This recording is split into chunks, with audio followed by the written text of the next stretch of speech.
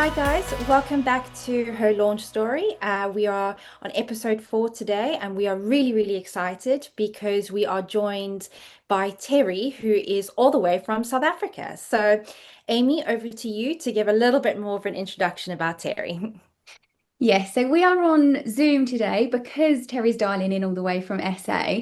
And despite the accent, she's actually my mother-in-law, not Elsie's, just to confuse things. Um, but Terry's been in business for many years, and we thought it would be really interesting to hear from someone who started before we had such a digital age, and how different it was back then, and also any insights that Terry can give the likes of us who are just starting out. So, welcome, Terry, and thank you so much for joining us. Thank Yes, thank you. you Nice so to much, be here. Terry. Perfect. So let's get into the podcast and let's learn a little bit more about you, Terry. So I know that you actually started your career out being, fully employed by someone, and then you made the change into starting your own business. What made you decide to do that? What was the reason behind that? I started off at the ripe old age of 20 in the insurance industry, and I basically I was thrown in the deep end because I took over from a lady that was running a whole caravan scheme in those days, and she put in a good word for me and said, "Oh, and I would be somebody that could cope with that." And I was stuck in an office with a filing cabinet and a typewriter and was told to just take it over. I had no idea what I was doing, but I just dug in and I learned and I carried on and whatever. And I was in the insurance industry for at least 10 years. I Okay. managed to build myself up to, from doing a caravan scheme, I learned how to do, it was all short-term insurance. So, I learned how to do um, uh, I sort of built up from caravans to doing people's contents and householders and all Mm. of that type of thing. And then I went on to the commercial side where I was helping people with their business insurances and all of that stuff. The thing is, those in those days, I was I was I was young and I was ambitious, and I got very bored if I got stuck in one position for too long. I really wanted to climb the ladder, Yeah. so to speak. So I I really put my head down and I learned as much as I could and whatnot. And but eventually I got to a stage where I'd hit the glass ceiling. And in South Africa in those days, there wasn't a lot of opportunities for women in the corporate world, and especially in the insurance world because it was very male dominated.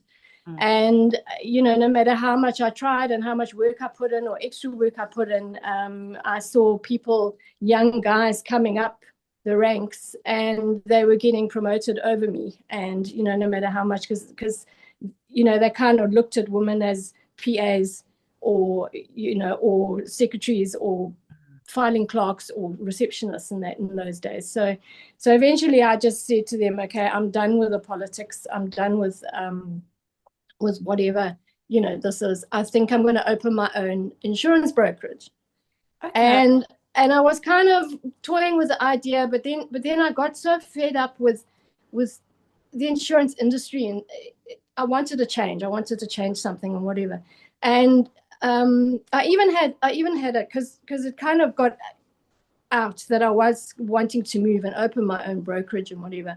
And one of my ex bosses, and it's stuck in my mind, and I don't know why, but he turned around to me the one day. There was a function, and he actually came up to me with a smirk on his face and said to me, "You'll never be able to run your own business because you've got no gumption." And gumption meaning no common sense.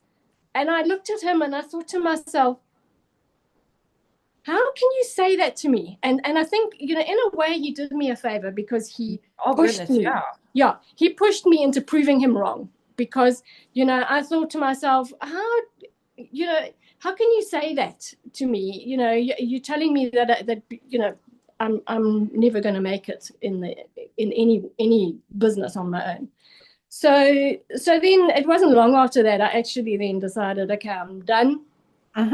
I handed in my resignation, and I just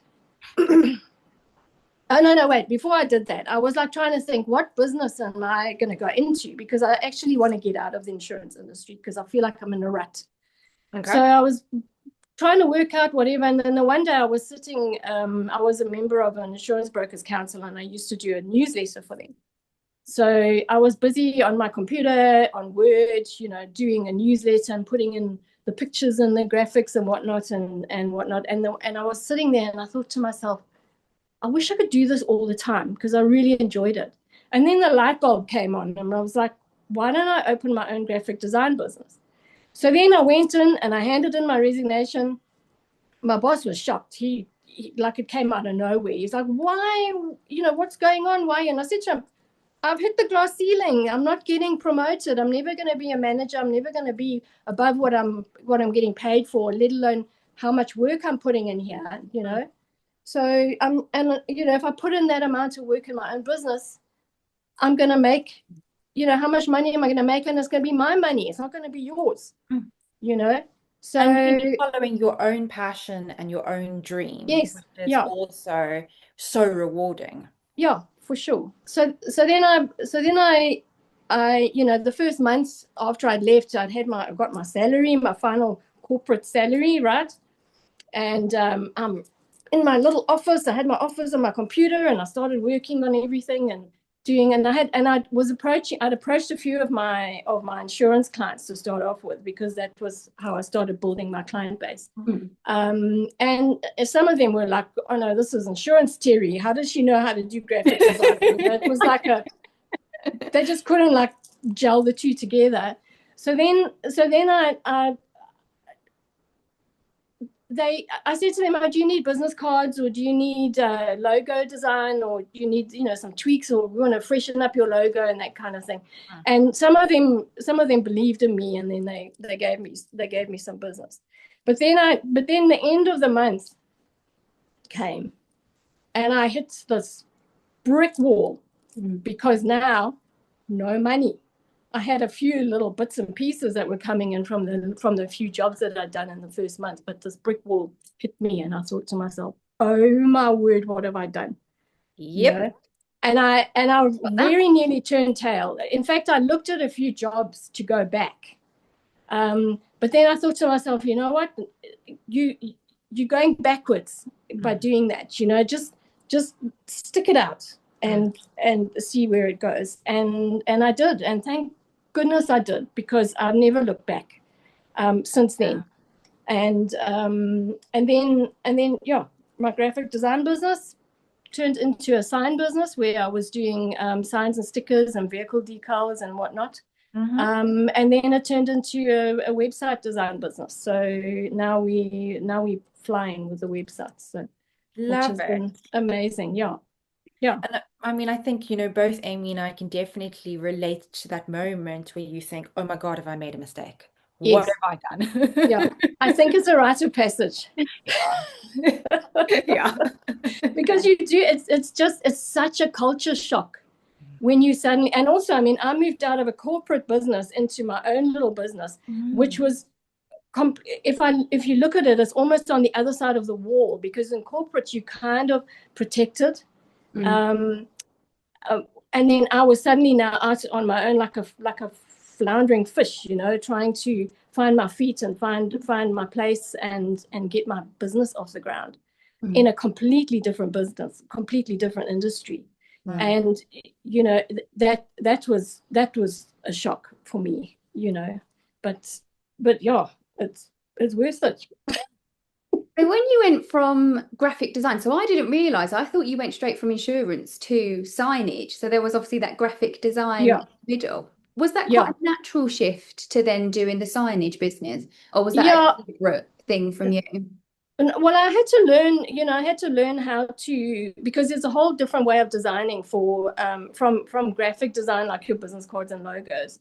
It's a whole different way of designing to get into the sign industry, because you've got to draw it in a certain way so that the machine can cut cut the vinyl and cut the whatever it is that you want. We didn't have printers in those days.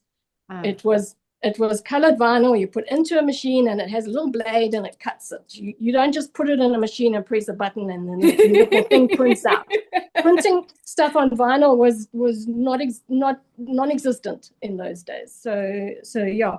But we had the way I shifted is we had a client who came to us and said, "Oh, I've got this little cutting machine, and I need you to cut this vinyl for us, but we don't know how to do it, and would you be prepared to do that?"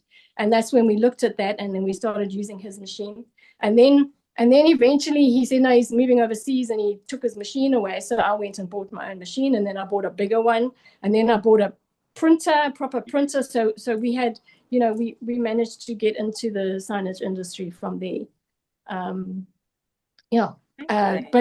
But load shedding in this country destroyed my signage side.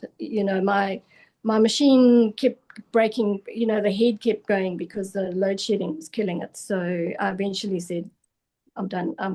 Let's focus on the web design side rather. And now I'm back to designing again. So. Full circle moment. Yeah.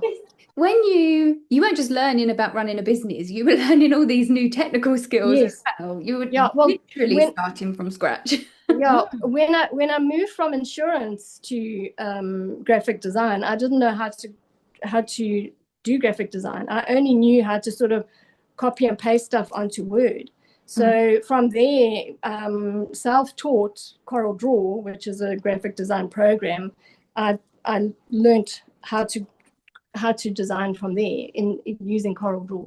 And I still use Corel Draw today, even though there's other fancy programs out there and whatever, but that's been my base design program.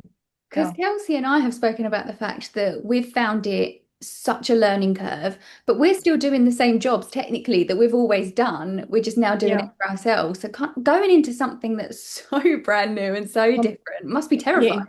Yeah. It is. It is. I mean, hats off to you. Yeah. Because that's not like you went from, okay, because like you say, with your first idea, when you wanted to go off on your own, you thought about doing your own insurance brokerage. But then you decided actually that's not what you wanted to do anymore. And you had a whole career change. Yeah. And now you're not employed by someone else, you're employed by yourself. Yeah. It was scary, but exciting at the same time, because I was learning stuff. I was learning new stuff and whatever. And, this is where finding your passion comes in. You've got to find something that you're really passionate about, and then you run with it irrespective of the challenges that hit you on the way, because it's something that you want to do, something that you're enjoying doing, rather than insurance. I'd run the course with insurance, and I was done with it. That's not what your passion was. No. So, getting into, because I've always been kind of artistic and creative in that way. So, in a way, it took me back to my roots, because my dad was an artist. So, and I learned a lot from him as a kid. So it was nice to get back into that again. That's really have good. That. Yeah. What's the hardest thing that you've found, and has it changed? Was the hardest thing different then to what it is now? Like, what's the biggest challenge for you? My biggest challenge was, no matter what I did from the time that I left the insurance industry to now, has always been accounts. Same. But it's, it's a necessary evil. You've got to do it, otherwise you don't get paid. So I had to teach myself how to run Pastel, and also I had to. I've employed a few people that said that they knew how to do accounts, or they knew how to do bookkeeping or whatever, and ended up in such a mess, and that is something I would say is a thing that you don't do. Make sure that whoever you get to help you with your accounts, if you can't do it yourself, which eventually is going to have to happen, you're going to have to get someone to come in and help you, because you don't want to spend all your time doing doing accounts and not doing what you're supposed to be there doing, which is making money. Yeah. And make sure that whoever you employ has the papers and has the qualifications, and pay them because they're worth it. Yeah. You know, Yeah. I went through so many people that said that they couldn't do it. And I had no clue to start off with. I had no clue how that all worked, how the account. I've never ever done accounts. I've never even studied it in school.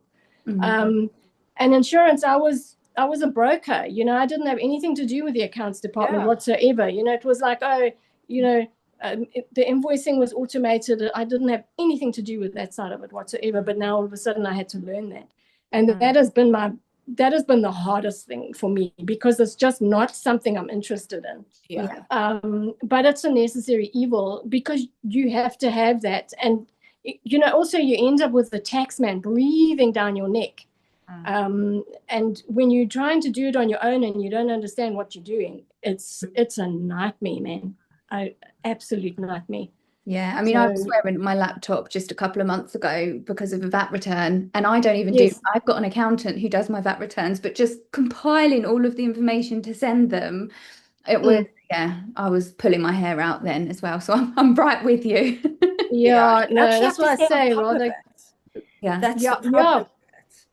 That's the problem. Is you end up not falling further and further behind, and then you spend your whole time stressing and worrying about that, and not thinking about how to make money, and how to bring in, you know, how to develop your business and how to grow your business and whatever. You spend your time like focused on trying to keep them happy, trying to keep the tax man happy, so that they don't come in and take everything from you, you know. So, you know, it's what do they say? There's it was actually one of my do's and don'ts here. Let me see. It was something about certainty with death and taxes. Oh, That's very true. That's very true. Yeah, it's let me see if I find it quick. Oh, nothing is certain except death and taxes. So what you've got to do is make sure you put money away to pay your VAT, to pay your taxes. Don't try and avoid it. You can evade it for a little bit, just like death. You can evade it for a minute, but let me tell you, you get behind with your taxes, you're going to wish that death came first. Seriously. 100%.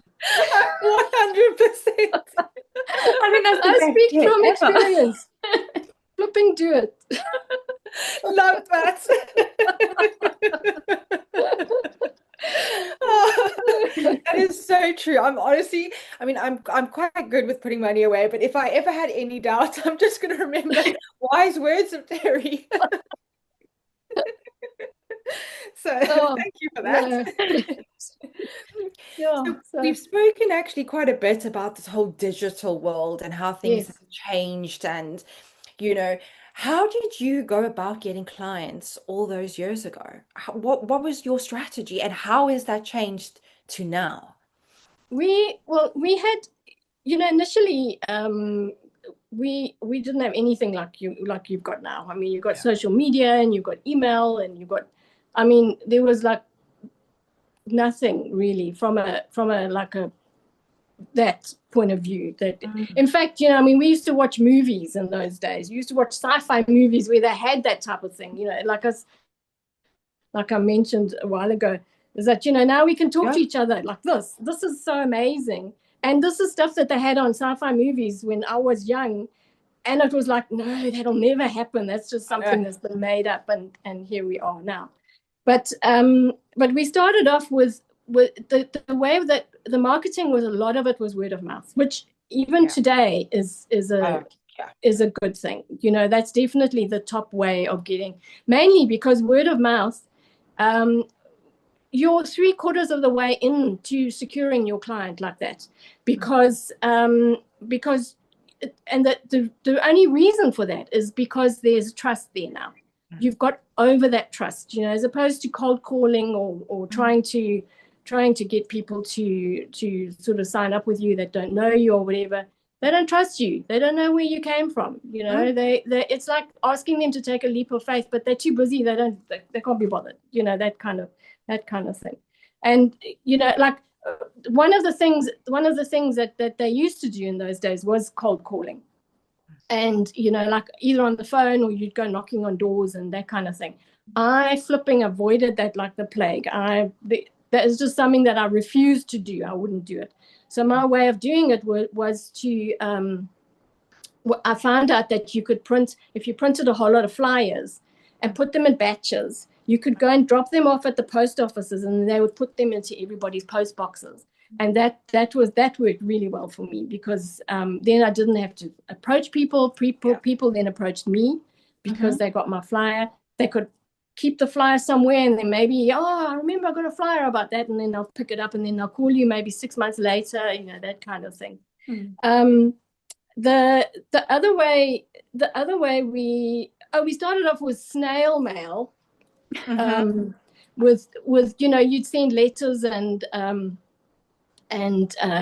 it would take a week. My boss would go with a big pile of letters every day in a bag, like Father Christmas, and then go to the post office and then come back with a big pile of letters that had just come in, But it took like a week for the letter to get there, and then a week for them to come back if they answered straight away. Yeah.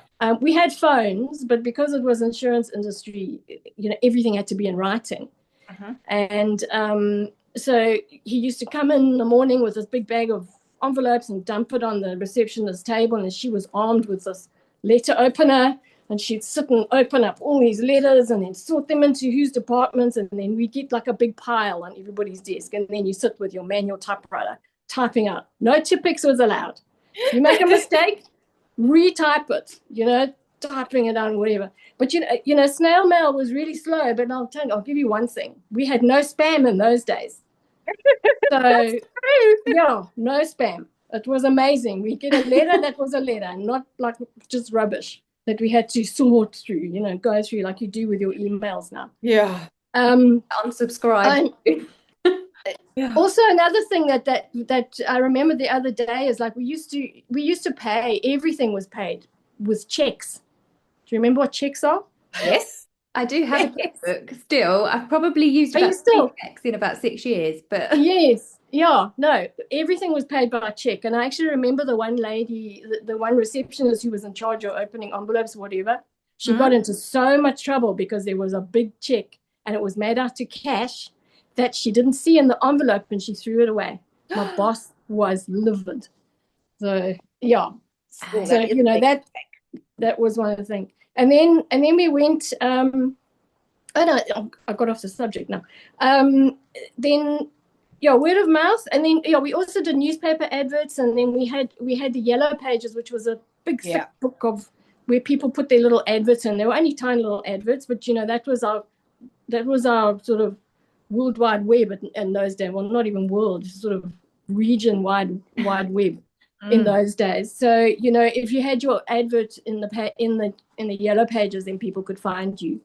I remember that it was the yellow book and the blue book. It used to arrive at the beginning of every year. Yeah. So the blue book was just your phone numbers and general people, and then your Yellow Pages was all the businesses and whatnot. Yep. And that was a good place for me as well, because I used to look through that book and pick up people's, when faxes came out, people's fax number, and then I could fax them an advert or fax them something and whatever. So that was the start of my little post office thing. It was the fax. But before the fax, I wanted to tell you, and I spoke to Amy about it the other day as well, is that it's amazing how technology has changed and how much it has sped up as well. It has sped up like 100-fold since those days. Because we started off with like manual typewriters, and then it went to electric typewriters, and then we got a dictaphone, which was, I don't know if you remember dictaphone, but it was like a little recorder. It had a tiny little cassette tape that you put in, and you dictate whatever you want, your letter, whatever you want to say in your letter and whatever. And because I was a broker, I had a dictaphone, and now I could just hand the tape to a lady who sat in the corner. She was the typist, and she just sat and typed all day, everybody's letters and what have you, and those were like all sent out, and that was amazing. But they were sent out still the snail mail, right? Yeah. And then this huge thing happened this telex machine came into the office. I don't know if do you remember telex machines? Nope. A telex machine is basically a typewriter, right? Like a manual typewriter. No, sorry, electric typewriter. But it had like a round telephone dial on it, right, with numbers. And then it had like a roll of tape, which was about this wide, a roll of paper tape that you pulled out and you plugged into a little thing, and as you typed, it punched holes into this tape. So so for a P, it would punch 3 holes in a certain way, and then whatever. So everything it punched all these holes in. So at the end of your letter, you've got this long piece of tape. So you tear it off, then you stick it into another little slot in the machine, which is a feeder, and then you dial the number. And then if they've got a telex machine on their side, their machine answers it, and then this tape starts feeding through the machine, and then it starts typing out on their side, and then they type a reply back, and then all of a sudden the machine starts going, but it was loud, man. It was like as it's typing, okay. But people had to put these telex machines in separate offices with the door closed because they were so loud. It was a thing. But this was like, wow, we can send messages and get a message back on the same day. Like instant. It was like amazing that we managed to get that. But now, of course, then the fax machine came in, which completely phased. I believe they still use telex machines in ships nowadays. Yeah. Then the fax machine, and then people started getting computers, and then Skype. I think Skype came out. I don't know if you remember Skype. And then SMSs on your phones. And do you remember the brick cell phones? Yes, the Nokia 3310. Yeah. Yep. And then email, and now WhatsApp, and there's just so much. But the speed of it has just gone absolutely crazy on that thing. I mean, it certainly sounds like, we've definitely, like you've adapted and changed over the years with all this different technology and ways of working. Do you prefer it now, or do you prefer it how it used to be in terms of communicating with people? No, definitely now. I'm impatient. Perfect. I start something and I ask something, I want to answer straight away so I can finish this thing and get it off my desk and start the next thing. So, not the sort of, okay, I'm going to put it now, I'm going to wait 3 weeks before I get an, no, I prefer, even though it's like, it really is very pressurized in that you get an answer straight away. Now you have to sort it out, Yes. It's not whereas those days you sort of sit and wait and wait and wait, and then, So I think it has its pros and cons. Maybe where the pros were, you back then it wasn't as pressured as it is now, but now you are at least can get things done quicker. Yeah. And for small businesses, having those instant answers are actually really, really helpful. Yeah, they are, because you can then earn your money quicker as well, as opposed to waiting like 3 weeks for somebody to answer you, that kind of stuff. And also, it must have taken so much longer to build a relationship. Like now, you'll be emailing with a potential client, and you can, soften the tone. You can build those more personal connections, even if it is on email, a bit quicker than it would have been on like letter form. Yes. It was very formal. Or the telex machine. Yeah. Yeah. There's no saying, hi, how are you? It was like, dear Mr. whatever, Yeah. There was nothing like, nothing sort of casual. And you get to know your clients now much better. They become friends. Yeah. As opposed to in those days, it was like, oh no, you've got to keep a stiff upper lip, with the whole thing. So and I think actually for all three of us, we are very remote with our clients. We're not office based to our clients. So having, Zoom or Teams or that instant Slack or whatever the preferred platform is, I think it does help you to build that relationship, even if you're not in front of that person 24/7. Yeah. But there is a downside to it as well, in that with WhatsApp and with your emails and what have you, people can misread what you're saying. You might be saying something completely innocent, but they read it the wrong way. Yeah. And then they get all funny with you, that kind of thing. By So maybe something that wasn't actually meant to come across. yeah. So that's something that we've had to learn to be tactful about. That's something I've always tried to be tactful. Yeah. So, and also we're always available now. Where Yes. before there were office hours and it was 9 till 5, and if someone contacted you out of that time, it was impossible to get hold of them. Now with WhatsApp and email, I mean, if someone emails me at 10 o'clock at night, I am guilty, I will reply. Yeah. Or No. and stuff like that. So I think that's also added pressure from our perspective in that we are just always available. Yeah. And then That's the thing though, is you have to set boundaries. Yeah. With your clients, you right from the beginning, when you first start dealing with a client, and I'm not saying give them a list as long as your arm of rules and regulations or whatever, but basically put down your office hours. And if they do contact you after hours or whatever, you maybe the first time you can say to them, okay, well, I'll help you this time, but we are closed, and whatever. And eventually they do understand. But some that will start hounding you, you can just ignore them, because you're within your rights to be within, this is your family time now. This is your time to be with your kids, your time that you do the homework with them, time that you cooking dinner. So you really do need to set boundaries with kind of, that's in one of my do's and don'ts as well. We definitely need to get better at that. Kelsey and I have both said, are we ever going to have a holiday again? I know you will. We just don't feel like we're ever going to have time off. No. Yeah, and also, boundaries as well is very important for with your payment terms as well. So don't train your clients into thinking that they can pay you when they feel like it. You must set clear boundaries, especially like on your invoices or whatever. You must have there, you need to pay this by the 5th of the month, or it needs to be paid by the end of the month, or it needs to be paid now on receipt of the invoice, that kind of thing. And the consequences of not doing that, you'll be suspended, or we won't be able to help you with your next query, or whatever it is. So that you've got to be firm, and what happens is the same rules apply every time they come back to you. So if somebody's ordered something from you, and then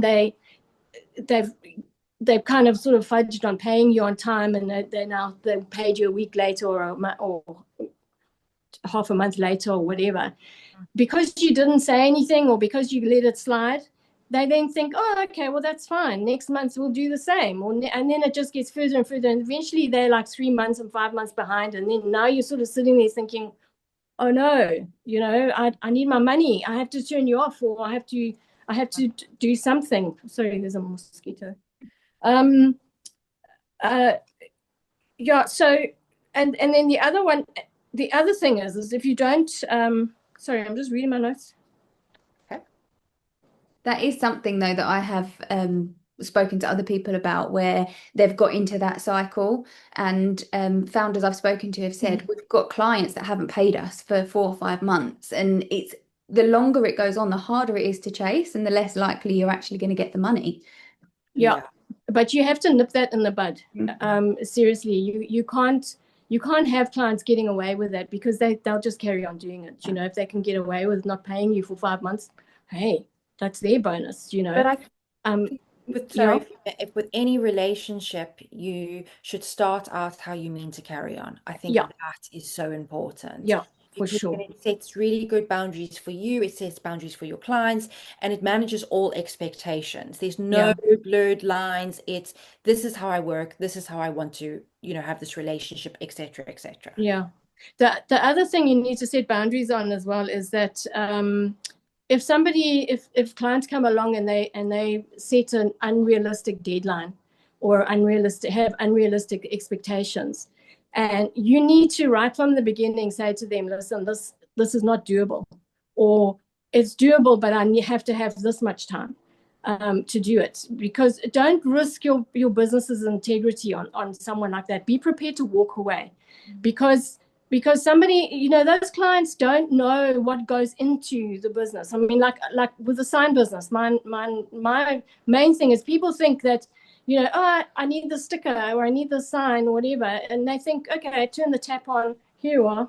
They don't realize how much work goes into it and how much time is needed to get that thing done, so that it's a good quality product and you don't make mistakes and that kind of thing, you know.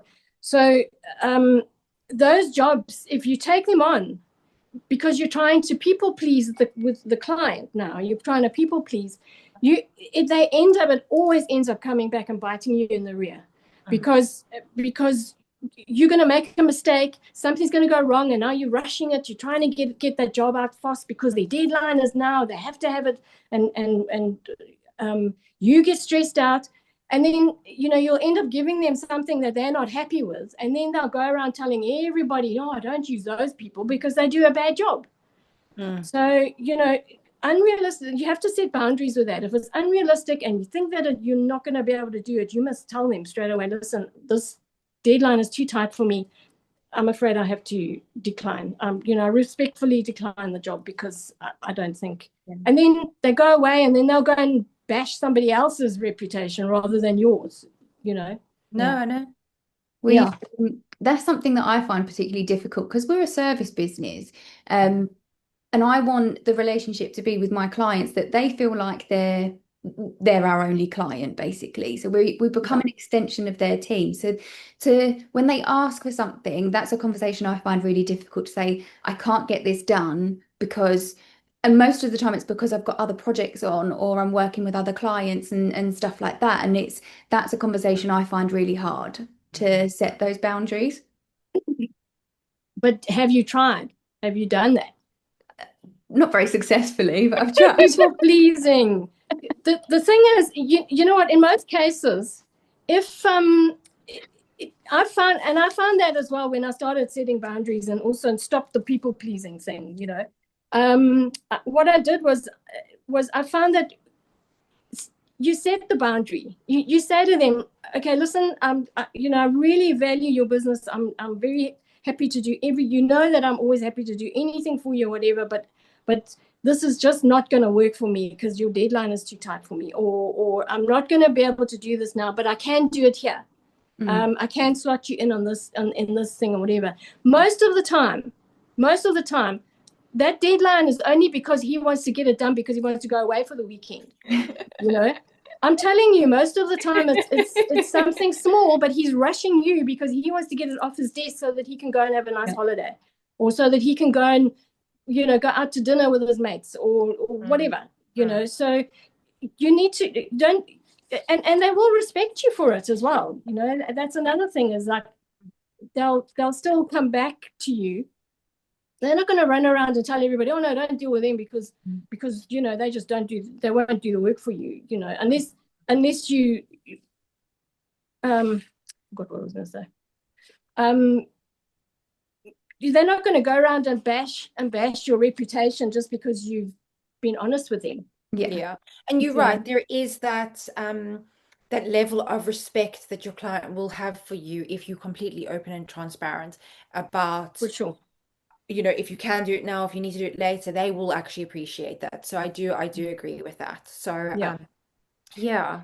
You mentioned at the beginning when you was talking about your journey that obviously you started with signage and now you've got web hosting. So we've talked, myself and Kelsey have talked about the fact that the launch for us felt really odd because we didn't have a product to open or to demonstrate or anything like that. And you've now done both. So you started with product and now you're in service.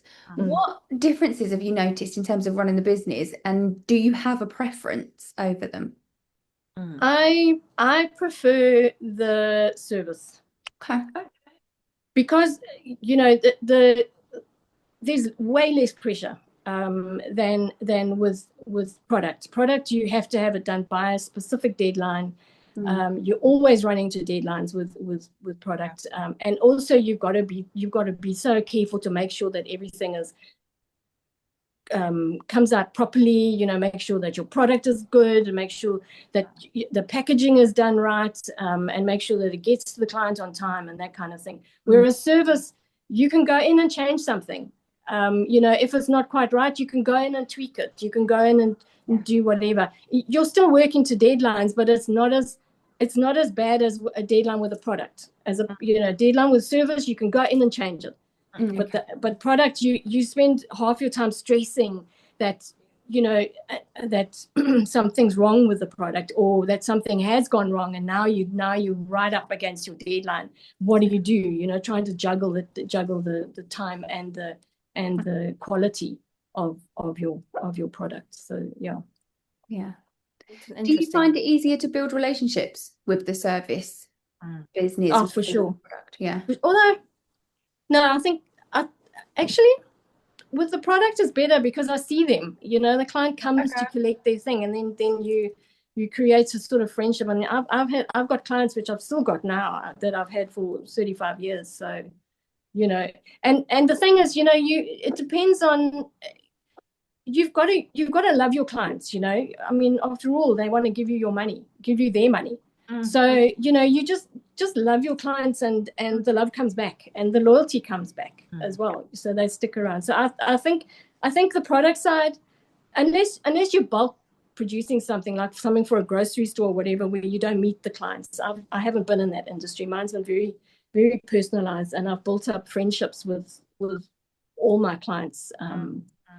And it's weird because I'll go somewhere and someone will say, "Oh, you did the sticker for me," or "You did my car decal," and I'm like, "Okay, who are you?"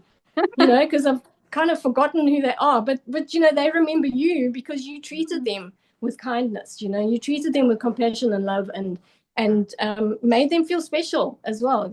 That's something that I've said. I always make sure if a client phones me and says, "Oh, this is Susan from so-and-so, you did this and this for me these years ago," and whatever, and I'll go, "Oh, hello, Susan," and then I'll quickly go and look up what I've done for her, and then I'll remember, "Oh yes, she said that her daughter was going to have a baby or whatever," and then I'll bring that in, and then all of a sudden they're like, "Oh, they remember me," Very true. It's those little things that you just pick up on when you're having a conversation with someone. Yeah.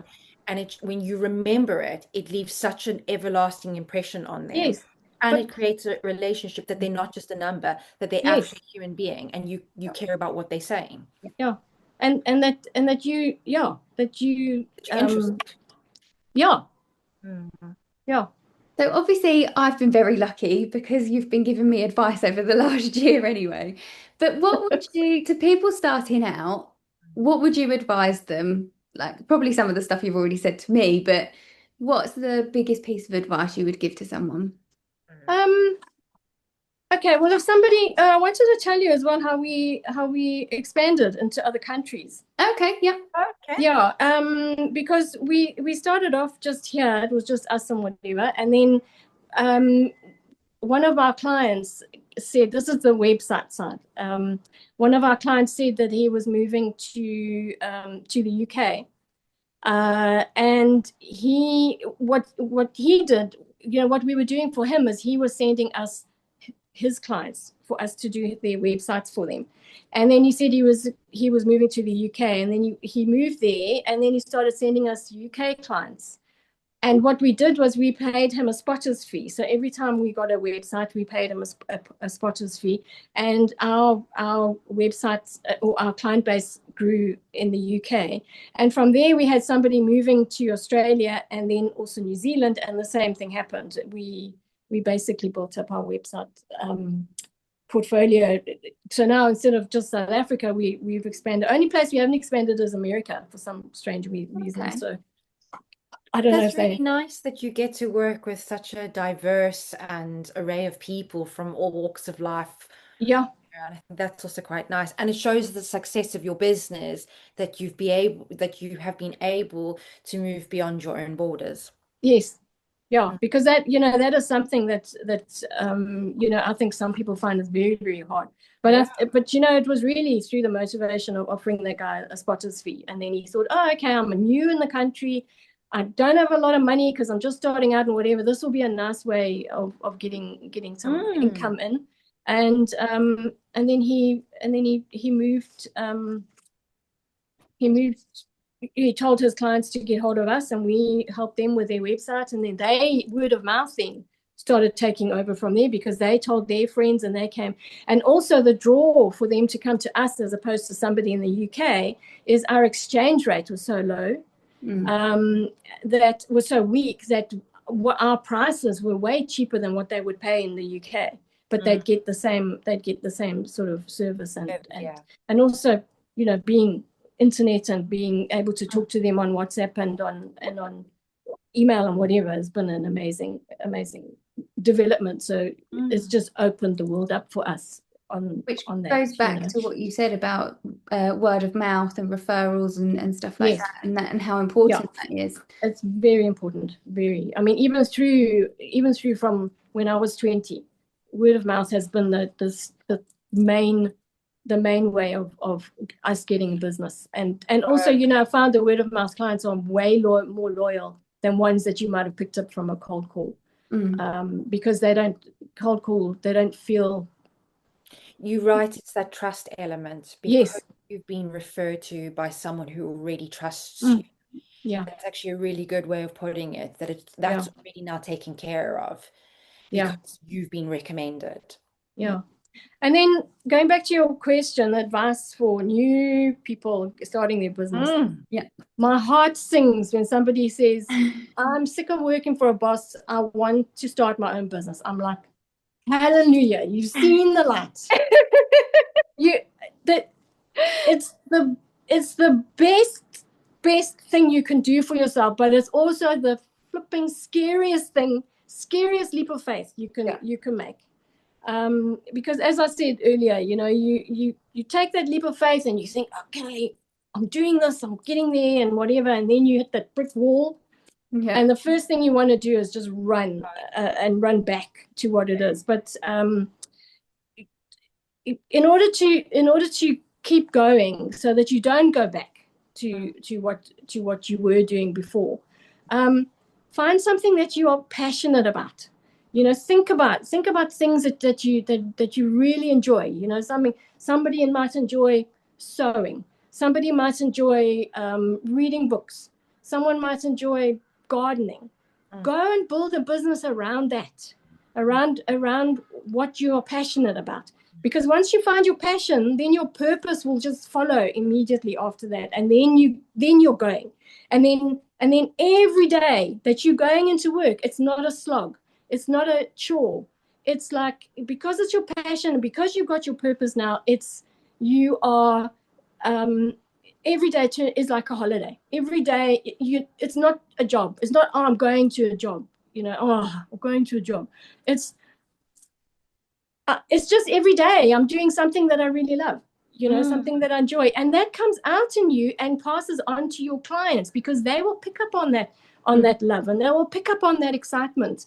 And then they'll be happy to be dealing with you, because they'll know that they're going to get the best version of you. Very true, rather very true. Rather than somebody who's sitting there like, oh, I can't wait. They're looking at the clock. I can't wait till 4:30. Oh, I can't wait for the weekend. I can't wait to take my holiday because I want to get out of this flipping terrible place. You know, so it just makes such a huge difference. So as soon as you find your passion, then start thinking about, okay, how can I start my business? I started my business with a computer and a phone, and that was it. And a lot of determination. You've just got to be stubbornly determined to make it happen, you know. And that's how I started my business, and it's now 35 years that I've been on my own. So in business, okay, my husband was with me until a year and a half, but you know, he taught me a huge amount, and thank goodness for him, because he helped develop the website side of the business, and then I took over when he passed away. So you know, that's been and he basically built a massive foundation for us to now just fly on with the business. So. Yeah, like his legacy. It is for And sure. he's always with you then through that. Yeah. Yeah, he is. He's around because I think he influences our decisions and whatever. we know when we made a bad decision because the drawers there's a chest of drawers in the office that like starts rattling for no reason. I don't know if it's got to do with maybe the heat in the office or whatever, but we've just said, okay, that's John. He's telling us that we He's mustn't go telling you there. off. He's saying, rethink that, Terry. Yeah. Yeah. So, yeah. So the main thing I'd say when you start your business is, and I said this to Amy as well when she started, head down and focus forward. That door behind you, glue it shut. So there's no chance of you turning around and going back. There's no option. You've got to go forward. And when you do fall down, when you do hit that brick wall, when you do hit those challenges, pick yourself up, dust yourself off, look at the next 2 steps in front of you and take those. And then the next 2 steps and take those and just keep going. And eventually, because you're gonna be like this to start off with. Things are gonna go good, and then, oh my word, tax man is banging on the door. How am I gonna do this? Or this thing hasn't happened now, and we've got to sort this out. You just keep focusing forward and have the faith that everything is working out. Everything's going to work out exactly as it's going to work out, because all of those challenges, all of those things, those brick walls that are hitting you or whatever, they are all teaching you lessons. They're not challenges. They're not sent to punish you, right? Because sometimes you might get hit like one after the other with all of these problems and things and whatever. You've just got to think to yourself, okay, what is this teaching me? I obviously need to learn something from this. What is it teaching me? And then move forward from there. Everything is a lesson. Everything is teaching you something to make you grow, so that you grow, you learn, and the whole time it's actually helping you to build your business and get your business up and running and flying. You'll be looking at your business in I'll say about 6 years' time. You'll be looking at your business. As long as you've kept your head down and kept focus forward, if your business is still around in 6 years because you haven't given up on yourself and you haven't panicked, you'll think to yourself, oh my word, I knew nothing then, and look at me now. Look at me now. I've learned so much. I've grown so much, and everything is working out absolutely amazing, and things are going forward. And you'll get. I mean, I noticed the beginning of my of the business when I moved out of insurance, we had like 3 months of no money, and then 1 month of money, and then 3 months of no money and 1 month of money. But eventually that changed. It got 2 months of money, 2 months where I got paid, and 1 month with nothing. 2 months, 1 month with nothing, and then 3 months, and then 1 month with nothing, and then 6 months, 1 month, and then eventually it just worked out. We had like, okay, the first 2 months in the year we don't get anything, but we make it up now in the rest of the year, because everybody's awake now, because everybody's asleep in January and February, because they're still like trying to digest their Christmas dinners. So true. Yeah, no, they are. They only wake up after Easter. So, but you know what it is? I think after Easter they start to panic. People start to panic. They, oh my word, we need to make money, and then they start moving, and then the ball starts rolling. It has a ripple effect, because then everybody starts getting money and earning, and then everybody starts feeling much better.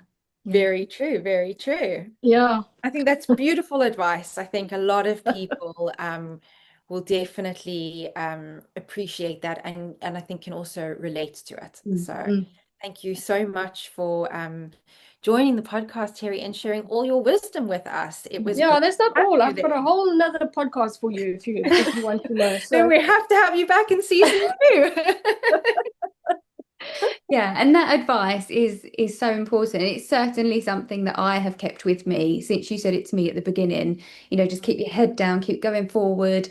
Days will be tough, but keep looking ahead, because I think that's really important. But we really, really appreciate you coming on. I'd love giving advice to help people. That's just amazing.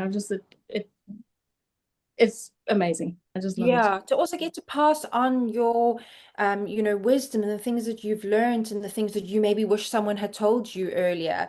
I think, if it just inspires one person, how amazing is that? You know what I mean? That's all Yeah, you need is just to inspire one person to Yeah. keep that going. yeah, yeah. Yes. Thank you Thank so thank much. you. Okay, thank you. So our next episode is Kelsey, it's just you and I again. Yes. And we are talking about bootstrapping your business. So neither of us come from family money. Neither of us had big fat bank accounts that we could Or pump money inheritance or into, anything. inheritance, that we could pump into the business. So we're going to be talking about how we did it, in how we saved where we could and what we spent the money on and stuff like that. So that's the next episode, which we hope you tune in for. But thank you, Terry, once again, and thank you. Yes. My pleasure. Yes, thank you so much. And we look forward to seeing you all back at episode 5. Thanks so much. Thank you.